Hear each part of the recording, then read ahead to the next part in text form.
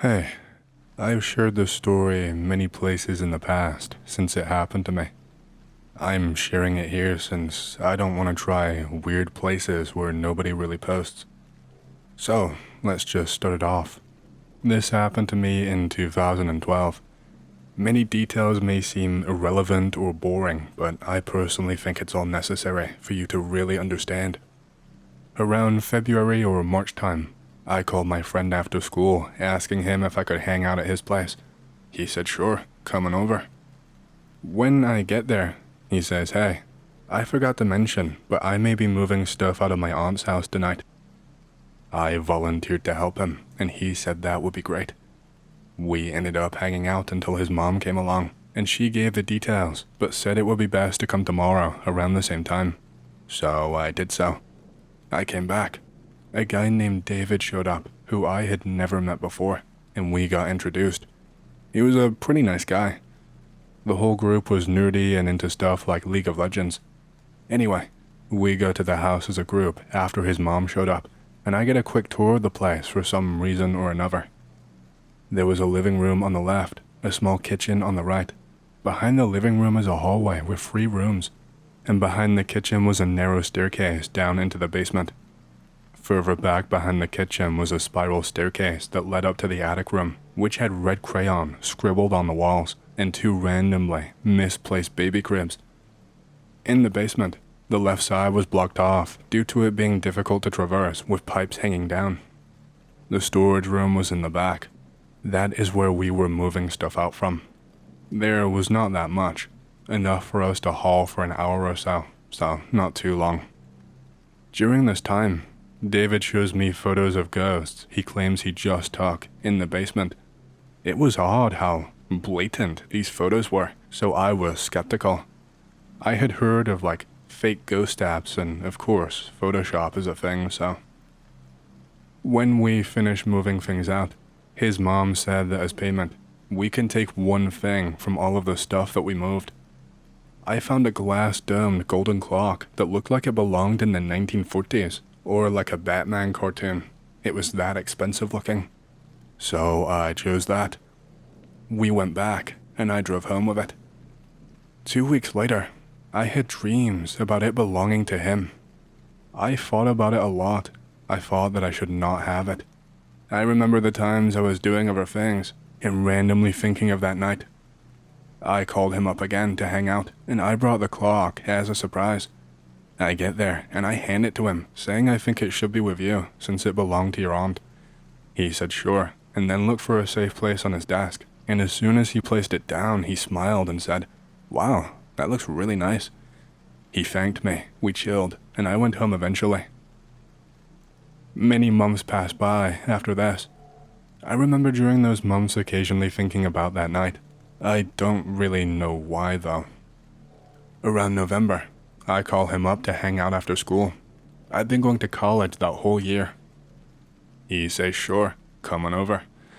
I get there and he says, sorry, I should have told you, but my aunt just recently died, and we need to move stuff out of her house tonight, so we may not get to hang out that long. I was confused and a little bit shocked, and I said, is this a different aunt? He and everybody looked at me really weirdly. Over time, to make this shorter, we figured that I was mistaken because he only had one aunt. He said before how his aunt died, which is why we were moving stuff out. Anyway, I shake it off, thinking maybe I'm mistaken. I offer to help again, and he accepts happily. As before, his mom comes over really late and says that we should do it tomorrow. I go home, and I think really deeply about all of this. The next day, David shows up again. I say, oh, hey, long time no see. He looks at me really oddly and says, yeah, nice to meet you. I joke about how I already met him before and tell everyone how this already happened in my memory. They thought I was just screwing around. We left and got in the car, and this time, there was a weird old lady looking like a homeless witch who was in the way, standing near where the car would pull out onto the street. So we wait for her to move. She stared at us, and me specifically. I could see her eyes locked onto me and just not budging, not even twitching. After a minute or so, as the others assume, it's a weird random homeless person. She moves ever so slightly out of the way, and my friend barely misses her, backing out of the driveway. We get to the house, and as I see it, I feel a huge feeling welling up inside of me. I knew that this was the same place. They said it was my first time here. I got out and I said, "Wait, the only way you guys will ever believe me is if I describe the inside before I go in, right? So, give me a second." They say, "Alright, hurry up." You go in, and there's a living room on the left. On the right is a small kitchen. Behind the living room is a hallway with 3 smaller rooms. Behind the kitchen is a narrow staircase to the basement with the storage room. Further back is the spiral staircase leading to the attic with red crayon scribbled on the wall and 2 randomly placed cribs. Let's go. They shrug and we go inside. I dramatically point out all of the things being the same. I was very excited. I urged others to follow me upstairs. The most specific detail was the spiral staircase and the red crayon on the attic walls with 2 randomly placed cribs. His mom followed me upstairs. It was all just as I said. Yet, I apparently had not been there before, or so they claimed. My friend of this family for some reason did not believe me, and never would. I also shrugged it off, in order to try and be mature and not bother everyone constantly with such an insane paranormal happening. We moved on to do our job. This time, there were at least 3 times more items in the storage room. It took us many hours instead of just a single hour. Partway through, as before, David came in again, saying he caught ghosts with his camera. He showed me the exact same photos. This time, I knew immediately it was absolutely fake, since he also admitted it later that first night. So this time, I said, "That's cool, but this also happened before, and I know that you used an app to fake ghost photos." He laughed and denied it. Later that night, he would admit it, none to my surprise. It takes forever to move the stuff this time. I just kept waiting and waiting to find that golden glass dome clock. We were almost done, only 2 more boxes to go. I was wondering if maybe that part would not be true as well. I moved the second to last box. As a friend grabs the last, I wait upstairs.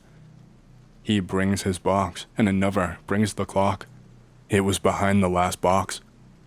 I look at it this time, and strangely, it was now made of plastic. The dome was plastic too. It ran on AA batteries. That is odd, but it is the exact same clock.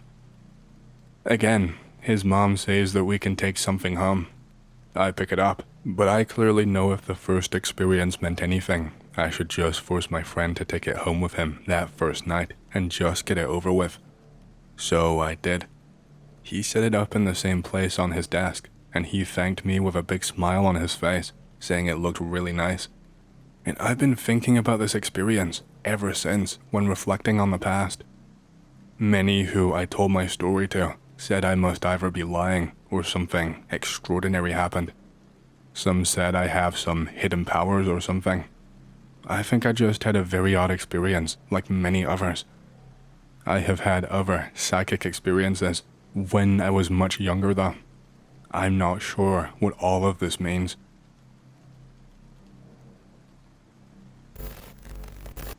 So, I grew up in Washington State. I had a very average childhood. I volunteered on a producing farm across from my neighborhood every single summer, which was very tight-knit. If you did something, your parents would hear about it. In my youth, I did a lot of urban exploring with my group of friends. We were paid fairly, very little money, but the work was fun.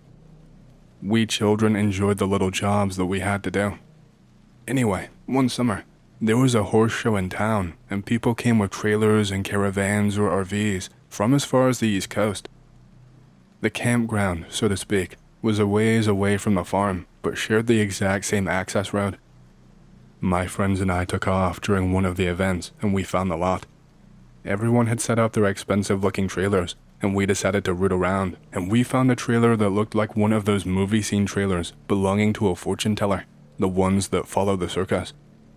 It was an opportunity that we really could not pass up. We made our way over there, and there was no one around. The closest living person was an old guy sleeping in a portable folding chair. We got inside and realized the interior was much more modern than we had hoped. Still, we wanted to look around. One of our group uncovered a wooden chest full of neatly organized books. I almost want to say they looked like tomes. I mean, they were dusty. They were crafted exceptionally well. They looked like old manuscripts I've seen at my university library in retrospect. At the bottom of this chest was a simple wooden board. We lifted it off, but there was nothing underneath. Very disappointing. However, the board had letters and numbers on the bottom of it. You can probably guess, it was indeed a Ouija board.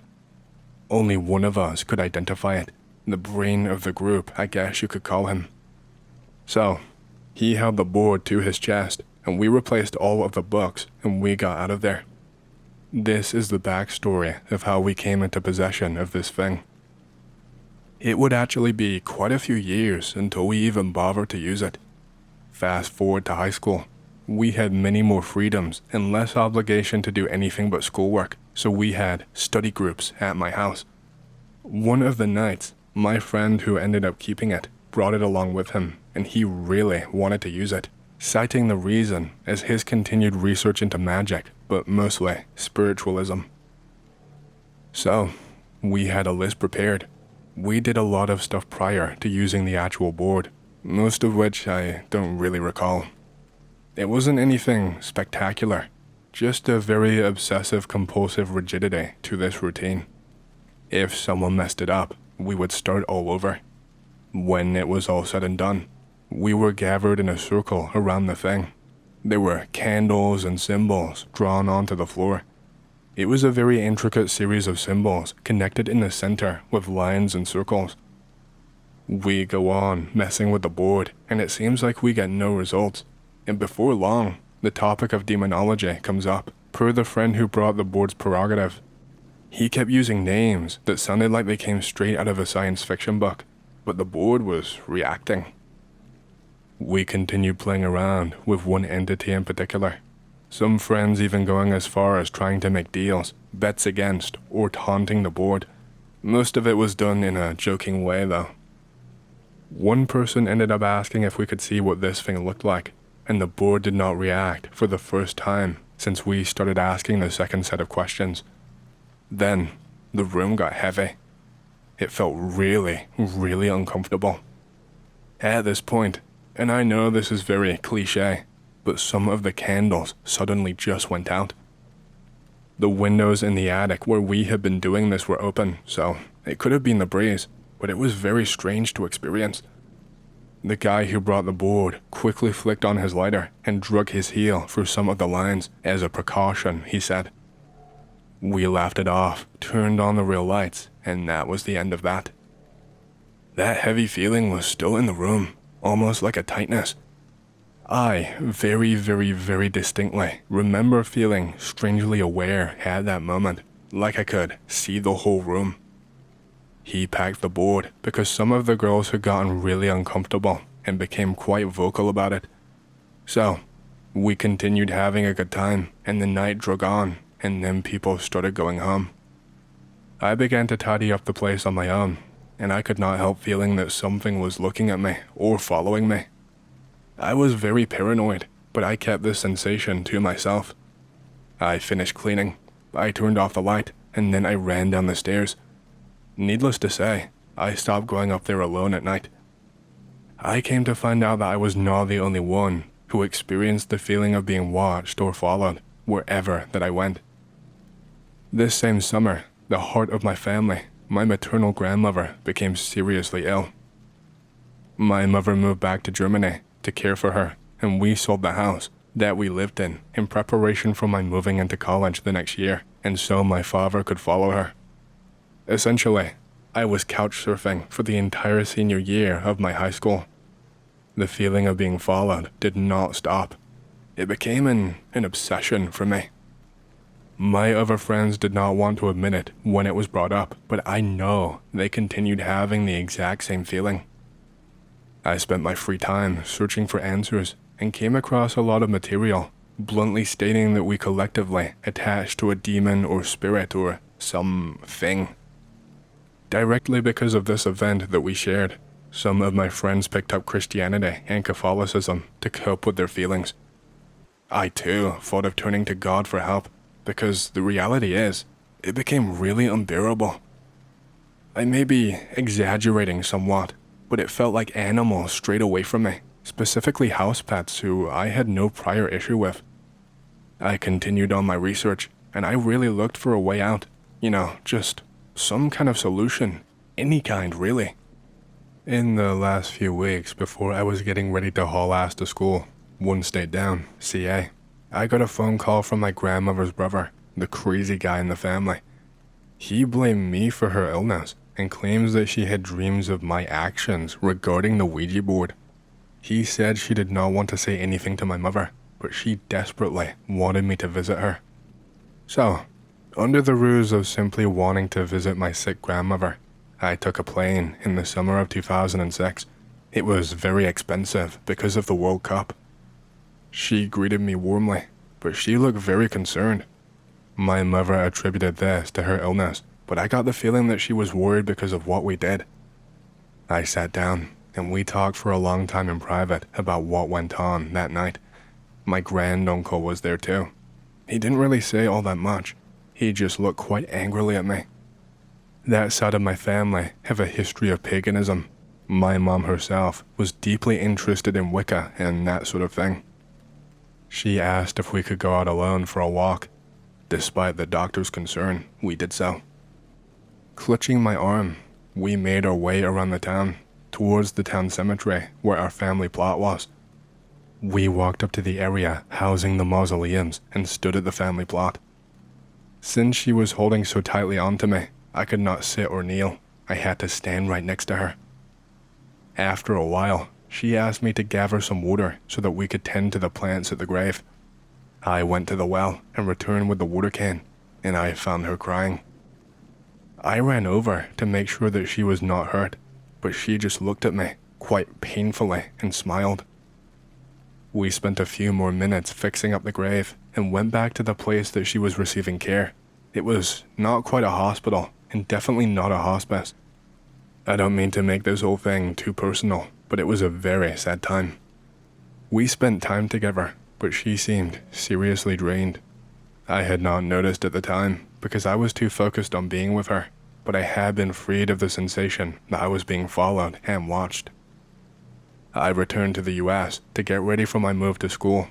However, a few nights after I got back, I got a phone call from overseas. It was my grandmother. I could tell immediately from her voice. It was very short.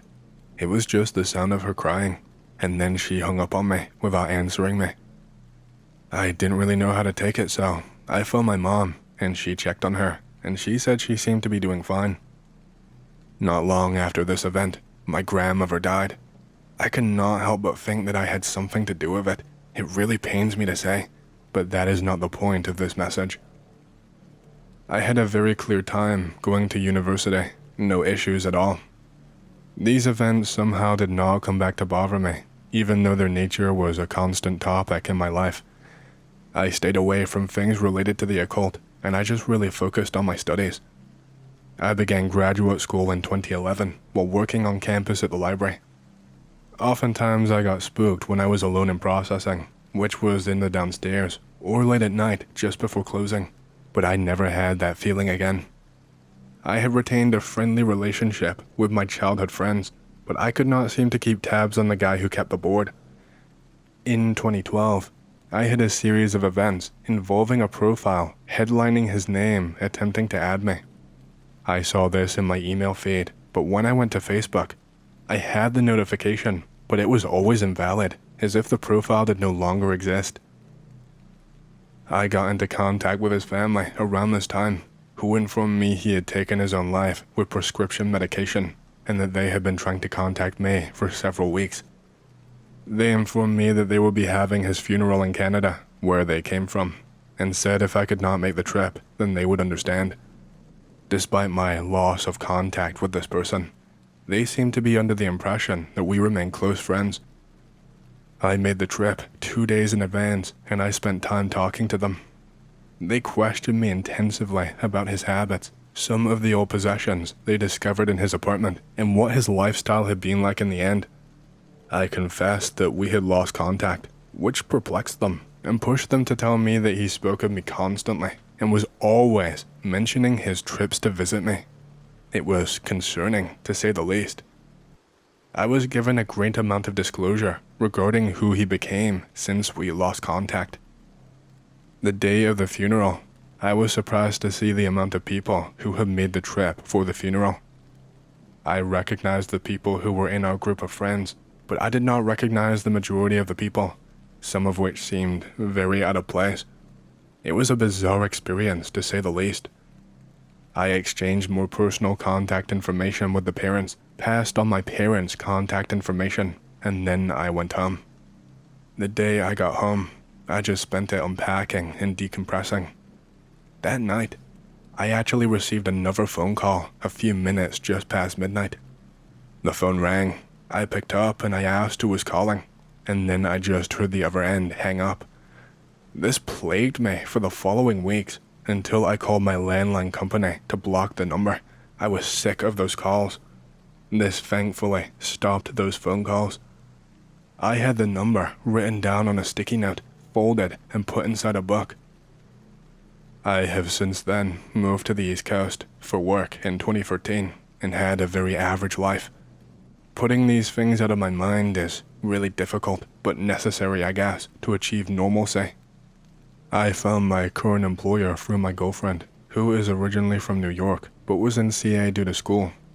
We lived together, and recently, she discovered the sticky note with the number on it, which had apparently fallen out of the book when she was doing some decorative work. I saw the actual sticky note sitting on the desk, and her own handwriting underneath the number read, "Didn't know if important, trash if not." I crumbled it up and trashed it, but I felt very uneasy. Until this point, life had kind of clouded my memories of these events. Typing this out now feels almost like I have a crystal clear picture of what happened. I want also to mention that since I saw the sticky note, I have had the feeling of being followed, watched, etc. return. It feels like there is someone just behind me. When I go up the stairs, being alone in the elevator feels really crowded. I can't shave without feeling like something is there at the edge of my reflection. And as of last night, I have been getting prank calls from a blocked number, always after midnight. I'm not sure what any of this means, but I do not feel safe in my own home anymore, or in my bed, or on my way to the office. It's a very disturbing feeling. Animals look to avoid me again. I notice people staring at me out of the corner of my eye, but I cannot catch them. I'm not sure what I am going to do next. I just felt strangely compelled to post a short excerpt of my life right here, just in case anything else were to happen to me. When I was 20 years old, my girlfriend and I decided to take a week-long camping trip to some property that belonged to her father's friend. My Australian cattle dog, Wrangler, and her German Shepherd, Zero, were with us. It was a 4,000-acre undeveloped ranch in the northeast Texas woods. The plan was to be taken by four-wheeler to a point on the property unknown by us, and then we would hike back to the main gate over the next week or so. I had a GPS for an emergency, but we planned on doing the trip with maps and compass only. We were pretty well equipped for the trip. There was enough food for 3 days. We planned to hunt for the rest. We had water for 3 days, and then water purifying equipment too. All of the necessary camping gear was in tow. She had her bolt-action .223 and a Taurus Judge revolver. I have my .22 rifle and my 9mm Baby Desert Eagle. We arrived at our destination and bid farewell to the friends that dropped us off on the four-wheelers. On the first day, we mainly wandered around, exploring and figuring out our plan. There was a creek running through the property that we could follow, and it would get us pretty close to the gate. We had our plan and had done enough exploring, so we started setting up camp before dark. Our first night was very pleasant for the most part. Dinner by the fire with the dogs, chit-chatting all night, until around midnight or so, when we decided to turn in. I woke up around 2:30 with a strange feeling. I saw both of the dogs at the opening of the tent, looking very tense, but not making a sound. I knew right away something was up. Both these dogs were well trained, very loyal and protective of us.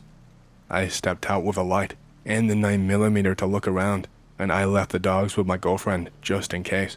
She's a pretty deep sleeper. I made my rounds around camp and I found nothing, but I could not shake the feeling that something was watching me.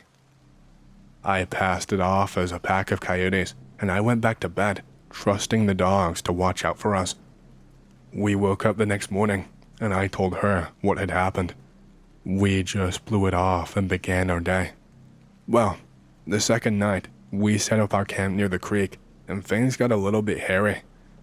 While sitting around the fire, we heard a very strange sound, something I have never heard before. The dogs began to growl and snarl, facing the woods north of us. We quickly drew arms and began to sweep the campsite. We found nothing, but the sound persisted around the camp. It was like a snarling, gargling / sniffing sound, like all combined together. We did not sleep that night at all. No matter how much we looked and checked, we could never find the source of that sound. The dogs were restless the whole night. By the third night, we were very uneasy. When night fell, we sat by the fire with arms at our sides. We were going to stay up in shifts to keep watch, just in case. While I was asleep, I heard the dogs go off, and when I woke up, I saw my girlfriend standing with Zero at her feet and her revolver drawn. I quickly took arms at her back. Something had apparently ran very rapidly behind the tent. She couldn't really describe what it was. Then it ran by again. I caught a glance underneath the light of the fire behind us. It was big and very fast, and it ran on all fours, but that is all I could make out of the thing. It sounded like more than one creature this time. They were not coyotes. They were too big and much too quick. She spotted one again behind the tent, and she fired. We heard that nasty snarl once again, and Wrangler broke away from me and began to give chase. I love my dog, but I did not dare to go after him. I just called and called, but he did not return. We stood there, guns drawn for an hour after she had fired. Everything was quiet. Then we heard rustling. We had our sights on the sound, and Wrangler came out of the woods. He was not hurt, but he had blood on his back. After this, we decided to bug out at sunrise. We packed up and started hiking. We were about a 2-day hike non-stop away from the gate, and we were ready to do it. The next night we did not camp. We broke out the headlights and kept on going. Whatever was in those woods was back, following us, but at a greater distance away this time. They followed all night. That was one of the most intense hikes I've ever had. We hiked with our guns in front and the dogs in the back. Whatever was following us was not stupid. It stuck to our sides, usually about 40 yards out into the woods, always out of our sight. We stopped to rest for a few minutes around 4 a.m. They stopped too. From what I could hear, it sounded like maybe 3 things out there. They got closer when we stopped, and I thought I saw something, and I fired the .223, but I did not hit anything.